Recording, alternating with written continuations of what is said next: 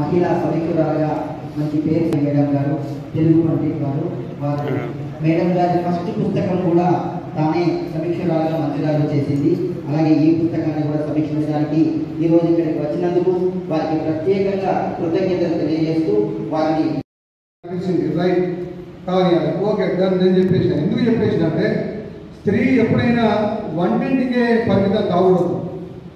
ఎంతో మంది పెద్ద పెద్ద స్థాయిలో చూస్తున్నాం. ఫ్లైట్ నడుపుతూ ఉన్నారు, షిప్ నడుపుతూ ఉన్నారు, రచయితలైదు, సినిమా యాక్టర్లైదు, కవులైదు, ఏదో పెద్ద పెద్ద స్థాయిలో ఉన్నారు.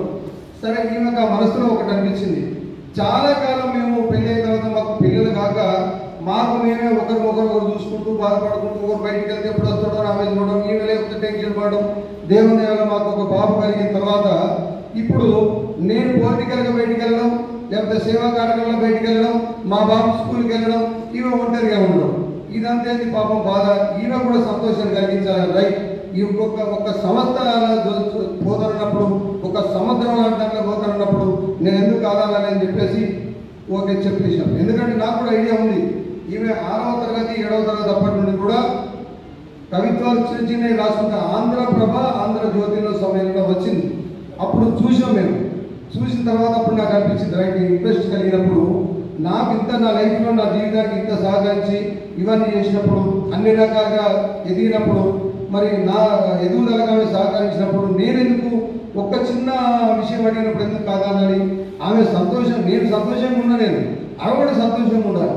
మేమిద్దరం సంతోషంగా ఉంటే మా బాబు సంతోషంగా ఉంటాడు. కాబట్టి అట్లని చెప్పేసి నేను సహకరించడం జరిగింది. ఆమె 1, 2, 3వ పుస్తకం రిలీజ్ చేయడం జరిగింది.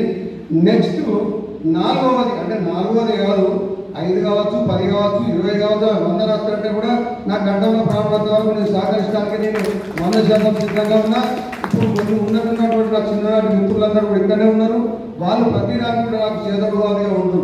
అయితే నేను ఒకటి, ఇంతమంది రాలేదు ఈ ప్రోగ్రామ్ అని బాధపడేదానికంటే కొంత సంతోషమైన విషయం ఏంటంటే మా ఇద్దరి ప్రేమతోటి కుటుంబ సభ్యుల పెళ్లిలో కూడా పోకుండా ఉన్నటువంటి వ్యక్తుల కోసం నేను వారికి అభినందనలు తెలుపుతా ఉన్నాను. కాబట్టి ఇది విషయం. ఆమె ఎన్నో రాయడం జరిగింది, ఎన్నో చెప్పడం జరిగింది, ఎన్నో విషయాలు చేయడం జరిగింది. కాబట్టి ఇంకా నెక్స్ట్ కూడా చాలా పుస్తకాలు రాయడానికి మళ్ళీ గారి సార్ వాళ్ళ ఆశీస్సులు, సహకారం, సపోర్ట్ ఉన్నంత కాలం, మిగతా వేదిక మీద ఉన్నటువంటి వారి సహకారం ఉన్నంత కాలం నేను చాలా సంతోషంగా భావిస్తాను, సపోర్ట్ చేస్తాను. ఎందుకంటే నేను ఒకటే విషయం, నేను పట్టణంతో పనిచేసుకుంటూ వచ్చి మా మిడిల్ ఫ్యామిలీతో వచ్చి ఒక రేంజ్గా రావడం జరిగింది. నాకు ప్రతిదీ కూడా అయితే కీడించి మేలించాలంటారు. నేను కష్టపడుతూ మా నాన్న కష్టపడ్డప్పుడు సింగరేణి కార్మికుడిగా పనిచేసేటువంటి భూగోళం మా నాన్న పనిచేసుకొని పెళ్లి చేసి వచ్చిన తర్వాత అమ్మ అని కాదు పేపర్లన్నీ వచ్చినప్పుడు సరే పార్ట్ టైం జాబ్ ఏదైనా చేయాలనుకున్న ఒక పేపర్ బాయ్గా జాయిన్ అయిన ఫస్ట్ నేను. మార్నింగ్ ఎర్లీ మార్నింగ్ చిన్న వయసులో, చాలా చిన్న వయసులో, అప్పుడు సైకిల్ పట్టుకొని 4 గంటలకు లేచి 4:30కి లేచి బస్ స్టాండ్కి 5 గంటలకు వెళ్ళి అక్కడ నుండి సైకిల్ తీసుకొని బెల్లంపల్లి 8 కిలోమీటర్ల దూరం వెళ్ళిపోయి బెల్లంపల్లి స్టేషన్ నుంచి పేపర్ పట్టుకొచ్చి టోటల్ మందవరంతా పేపర్ వేసేసి మళ్ళీ పేషెంట్ కావాలి. మామూలు ఫ్యామిలీలో ఉన్నటువంటి వ్యక్తులు కాబట్టి కంటాపరేషన్కు ఆయన కూడా సింగరేణి ఉద్యోగం చేసి రిటైర్డ్ అయిపోయాడు. ఉన్నంకో కొడుకు పట్టించుకుంటలేడు. నాకు ఏదో పెద్ద మనిషి అని చెప్పి నాకు కబురు పెట్టి చిన్న వయసు రావడం కబురు పెడితే నేనేం చేసిన తర్వాత నాకు మిత్రుడు కలిసి అరే ఒక పని చేయరా బాబు, అక్కడ లైన్స్ క్లబ్ వాళ్ళు బెల్లబెల్లో ఫ్రీ ఆపరేషన్, పైసలు లేకుండా ఫ్రీగా ఆపరేషన్ చేస్తారు అనగానే అక్కడ తీసుకెళ్ళి ఆపరేషన్ చేసేసారు ఫ్రీగా. అప్పుడు నాకు అనిపించింది ఈ లైన్స్ క్లబ్లో మెంబర్షిప్ అయితే ఇంకా నేను ఎంత సేవ చేయొచ్చు.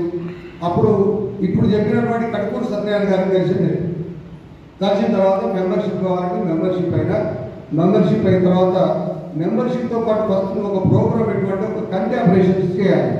ఒక క్యాంపు పెట్టించాం, ఐ క్యాంపు పెట్టించేస్తే ప్రచారం చేసిన తర్వాత 180 మంది ఆపరేషన్ కోసం వస్తే 180 మందికి ఫ్రీ ఆపరేషన్ మొట్టమొదటిగా ఇచ్చినటువంటి సంతోషం నాకు దక్కింది. ఆ తర్వాత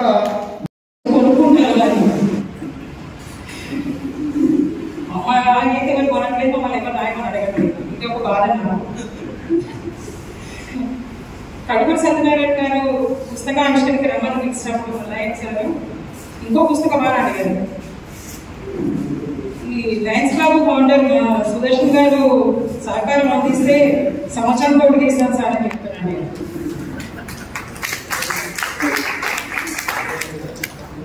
ఎందుకంటే నేను కూడా అక్షరాల కోట్లు వేస్తున్నాను. ఏ బాబులు ఎప్పుడు వస్తాయో అప్పుడు మాలలు పడుతూనే ఉంటాను. కాబట్టి అవి పుస్తకాలు కనిపిస్తూనే ఉంటాయి. ఒక విషయం, నా తొలి సంపుటికి రాజపాలెం చంద్రశేఖర్ రెడ్డి గారు నాకు ముందు మాటలు రాస్తూ ఒక మాట అన్నారు, పాలకుల మీద విషయంలో రాసినప్పుడు కొంచెం జాగ్రత్త ఉంచడం మంచిది అని. నేను అప్పుడు చెప్పాను, అంటే నాది రాజకీయ కుటుంబం. ఒకప్పుడు రాజకీయం అంటే నాకు ఏం తెలియదు, కానీ ఇప్పుడు మా ఇంట్లోనే నేను రోజు రాజకీయం చూస్తున్నా కాబట్టి అది రాయాల్సి వచ్చినాయి. తర్వాత మనం కవులం. అసలు కవి అంటేనే కనిపించిన ప్రతిదీ రాయడం, దానికి హద్దు లేదని నేను అనుకుంటున్నాను. అది రాజకీయమైన కావచ్చు, ఇంకేదో రచన కావచ్చు, మన మనసు స్పందించినప్పుడు అది ఏదైనా సరే వెనక్కి తగ్గదు అని నేను అనుకుంటున్నా. అన్యాయమైన రాస్తాం, ఆహ్లాదనిచ్చిన రాస్తాం, అది మనసు స్పందన. అయితే ఇది రాయద్దు అది రాయద్దు అని చెప్పే అద్దు వాళ్ళకి లేదు, రాయకుండా అద్దు మనకి లేదు. మనం రాసి తీరాల్సిందే. ప్రశ్నించడం అనేది ఎక్కడో చోట మొదలైనప్పుడే సమాజంలో మార్పు వస్తుంది. ఇది నా ఉద్దేశం. ఇది మంచిర్యాల జిల్లాలో నాకు తెలిసి మొట్టమొదటి చిత్ర కవిత రచన. ఇంతవరకు బొమ్మలతో కూడినటువంటి కవితలు వచ్చినటువంటి దాఖలా నాకైతే పరిచయం లేదు. నేను ముందుగా ఒకటి అల్చెట్టి ప్రభాకర్ గారిని చూశాను. తాను బొమ్మలు వేసి ఉంచే తానే కలం తానే రచన చేసినటువంటి అల్చెట్టి ప్రభాకర్ గారిని చూశాను. ఆ తర్వాత ఇప్పుడు మేడం స్పందించి, అంటే చిత్రానికి స్పందించి వచ్చినటువంటి కవిత, ఒక భావోద్వేగం, ఒక మంచి మధురమైనటువంటి కవితలు మేడం అన్ని బొమ్మలకు కూడా కవితలు రాస్తారు. ఇది చిత్రవచన కవితలో మొట్టమొదటి అని నా అభిప్రాయం. అట్లా కూడా మేడం ఒక గొప్పనైనటువంటి ప్రక్రియలలో అంటే మూడు రకాలుగా తీసుకున్నారు మేడం. అట్లా వివిధ ప్రక్రియలని సమాజానికి అందిస్తున్నటువంటి మేడంకు మళ్ళొకసారి కూడా ధన్యవాదాలు, శుభాకాంక్షలు. సృష్టి సాక్ష్యాలు చిత్ర కవితా సంపుటి దాదాపుగా పుస్తకం నాకు మంచిగా చదివేటువంటి అవకాశాన్ని ఇచ్చారు. చాలా ముందుగానే మేడం ఇచ్చారు. చాలా చిన్నగా చెప్పుకోవాలంటే ఒక 24 కవితలు, 48 పేజీలు. కానీ దీని గురించి మాట్లాడాలంటే చాలా చాలా విషయాలు ఎంతో లోతుకు వెళ్తే ఒక్కొక్క పాదం తీసుకుంటే చాలా దీర్ఘ కవితలు ఉన్నాయి. ఒక్కొక్క పాదం తీసుకుంటే మేడం యొక్క ఆలోచన సరళి చాలా గొప్పగా అనిపిస్తుంది. నా దృష్టిపథంలోకి వచ్చినటువంటి కొన్ని ముఖ్యమైనటువంటి అంశాలు తీసుకొని నేను సమీక్ష చేయదలిచాను. సామాజిక దృక్పథం, రాజకీయ అవగాహన, చైతన్యవంతమైన జీవనం, విశాల దృక్పథం, మానవతా విలువలు ప్రతిబింబించిన రూపం శ్రీమతి. సృష్టి సాక్ష్యాలు చిత్ర కవితా సంపుటి 3వ పుస్తకం. మొదటి పుస్తకం మాకు ఉన్నాయి రెక్కలు వచన కవిత్వానికి సమీక్ష చేసే అవకాశాన్ని ఇచ్చారు జానకి మేడం గారు. ఈ పుస్తకానికి టీచర్ సునీతారావు పురస్కారం 2005 మే 10న లభించింది. మేడం అభినందనలు. రెండవ పుస్తకం మనోహర, శ్రీమదాను లఘు ప్రక్రియ, ఆచార్య నాగార్జున యూనివర్సిటీ, కాకతీయ యూనివర్సిటీ వారు పరిశోధనలకు స్వీకరించారు. పై 2 పుస్తకాలకు వచ్చిన గుర్తింపును బట్టి జానకి గారు ఎంత ప్రతిభ కలిగిన విశిష్టమైనటువంటి సాహితీవేత్తను మనం అర్థం చేసుకోవచ్చు. ఇప్పుడు ఈ 3వ పుస్తకం చిత్ర కవితా సంపుటి, సృష్టి సాక్ష్యాలు కూడా విశిష్ట విభిన్నమైన రచన. భిన్న ప్రక్రియ రూపాలను సమర్థవంతంగా సమాజానికి వారి సాహితీ పరిమళాలను అందిస్తున్న తీరుకు అభినందనలు. చిత్రకవితా సంపుటి మన జిల్లాలో వచ్చిన మొదటి పుస్తకం అని నేను అనుకుంటున్నాను. బొమ్మ గీసి విని కవిత చెప్పడం అలశెట్టి ప్రభాకర్ గారి ప్రత్యేకత. కానీ బొమ్మని చూసి తీర్థ కవితని చెప్పడం సతుకు రత్నజానకి గారి విశిష్ట ప్రత్యేకత.